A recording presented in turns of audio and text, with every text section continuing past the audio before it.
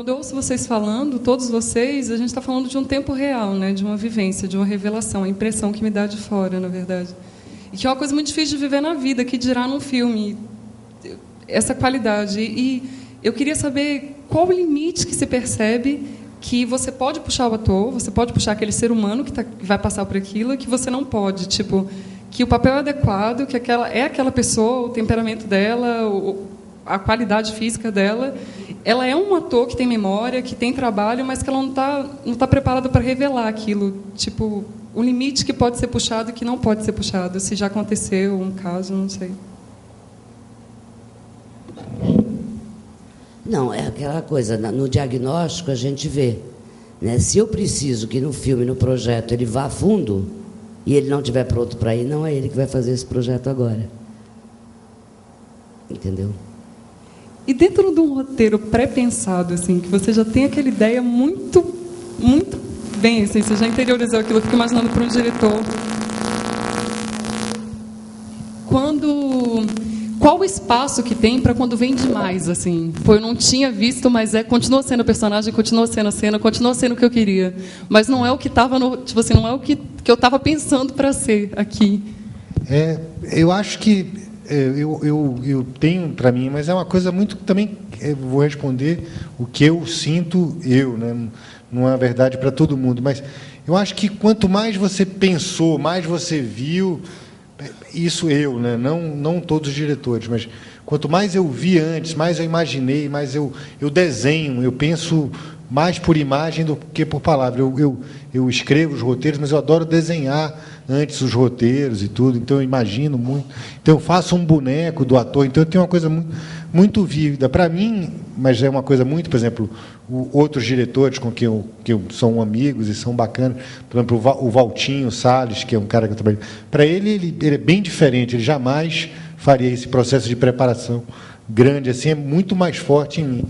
Então, para mim, é muito mais fácil, quando eu imaginei tudo, é tão fácil que você vê, pô, esse cara está fazendo uma coisa melhor do que eu já sei o que eu quero, então, imediatamente você percebe que aquilo que você está vendo é melhor do que eu imaginei, porque eu tenho tão vívida essa...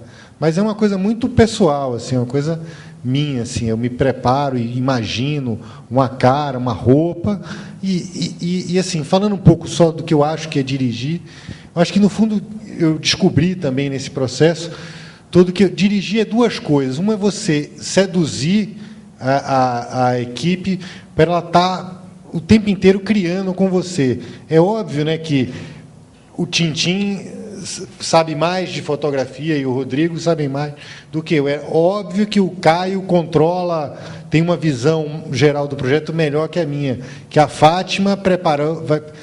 São 50 pessoas, né, especializadas e criativas, inteligentes, que eu escolhi, né?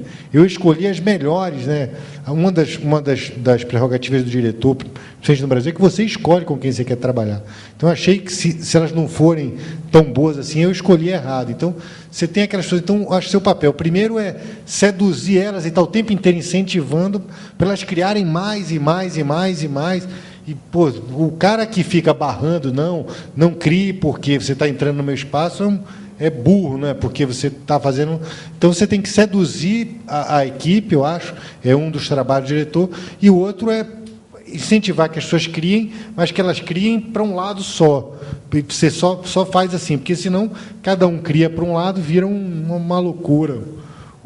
Então, o diretor é responsável pela unidade, né, de dirigir mesmo, né, de levar tudo para um lugar só, e eu aprendi, assim, que o outro papel é de você estar o tempo inteiro, se o cara é mole, você joga duro, bate nele para ele levantar, se o cara se cobra demais, você dizer, porra, tá bom pra caramba, e ficar o tempo inteiro dosando isso, quando que você deve ser duro, quando que você deve dizer que tá bom para o ator, Então, eu acho que são essas duas funções, assim, se você conseguir conciliar bem elas, eu acho que dá para dirigir um filme.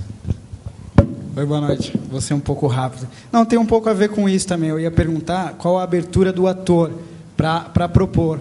Porque, às vezes, o treinamento dura 2, 3 meses, né? E só você vai gravar a cena muito tempo depois. Então, o ator ele pode ficar pensando ou trabalhando sozinho, né, na cena, e depois qual a abertura que ele tem para propor. Eu acho que tem um pouco a ver isso com o que você acabou de falar. Na verdade, assim, o trabalho, pelo menos... Na verdade, eu só fiz... Os filmes que eu dirigi, todos foram feitos dessa maneira. Assim, é muito...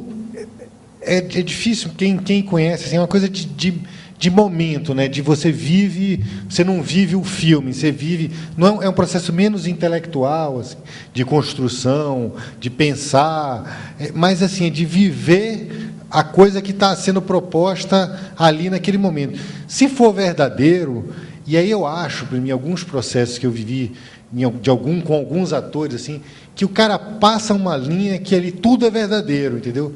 Eu falava, às vezes, por exemplo, para o Lázaro e para o Wagner, você pode fazer essa cena de cabeça para baixo, rindo ou chorando, que vai ser verdadeira. E não tem certo ou errado.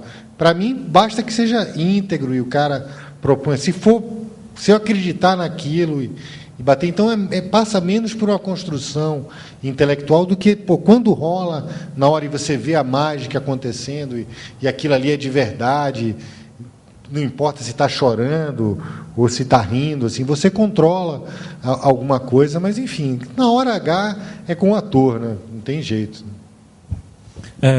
Me sinto muito, mas estão encerradas as perguntas. Nós agradecemos a presença de todo mundo.